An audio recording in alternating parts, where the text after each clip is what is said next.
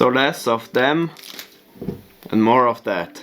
And that's not vodka, that's actually water. So hoi, what's up guys, and welcome to a new video of mine. Today I want to talk about a topic that's probably a good topic for the fasting period that began a week ago. That's about questioning yourself, what's holding you back.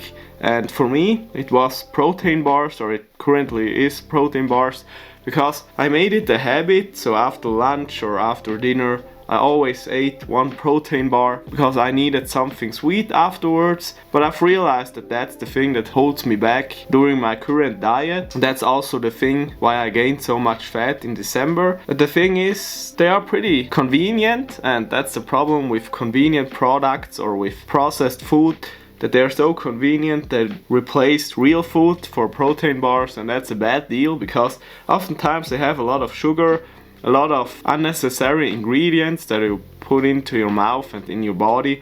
And if you would drink more water, for example, you probably don't have the need for a protein bar after a meal, or if you don't even have the habit to eat something after a bigger meal. So if you don't have the desire to eat something sweet after a meal, then you actually don't need it. And there are probably better ways to replace those things, like protein bars or sweets or chocolate or something like that, with chewing gum, for example, or even more water, because it fills you up and then you don't have a desire to put in more food after you've eaten. So that's something I try actually, to drink more water, to chew more chewing gum, to really start my diet for my MMA pursuit, because at the end of March I have my first kickboxing fight.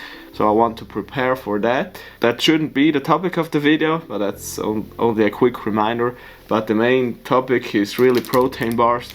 I try to really buy only those without sugar and higher fiber. And sometimes I ate vegan ones, sometimes I ate those with milk protein. So I try to have a variation of my bars that I consume. But the main problem is, if you already eat a clean diet with clean food, you already have a lot of fiber. And if you eat protein bars with a lot of fiber, then you're constantly full, constantly bloated. And if you do combat sport, for example, that's not really beneficial. If someone punches you in the stomach, or if you roll on the mats, it's not really comfortable if you're always bloated.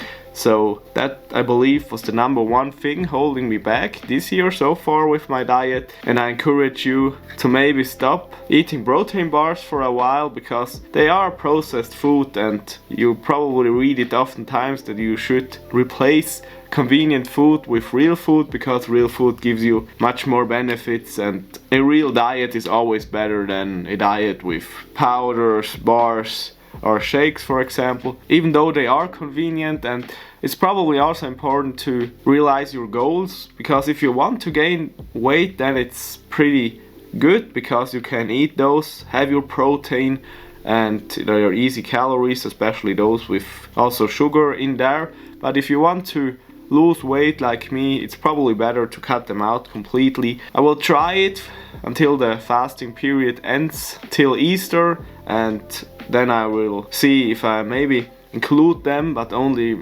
maybe 1 or 2 bars a week, for example, when I really need it, but not daily as I had it the last few months, because then it's easy to make it a habit to eat them all the time, and then they are part of your diet, which they probably shouldn't be. And because I made that protein bar taste test, I can link it up above, I wanted to make that video because I don't really want to promote them as much, because I've seen the negative sides of them and they can make your diet harder. So the best way is always real food with as little processes as possible. So like, for example, an egg with a banana or with a potato is much better than this, and it also have the same calories but more volume, for example. I know they are convenient. Like I said, if you have the possibility, always prefer real food. If it isn't possible, for example, you have stress or you are so hungry and you need something quick, then there are good options like a shake, for example. But I think long term they aren't a replacement for any real food. But I think it's even written on there, it should never replace a real meal. So that's pretty important. But I think that was the main message of the video. So if you have something that you realize it's holding you back, leave it out for a month or so, and then you see if you really needed it or if it was only so comfortable that you couldn't stop, but you realized it's much better if you leave it away and you can live a better and maybe even healthier life. So that's it for today. We'll see us next week. Goodbye. Pitek.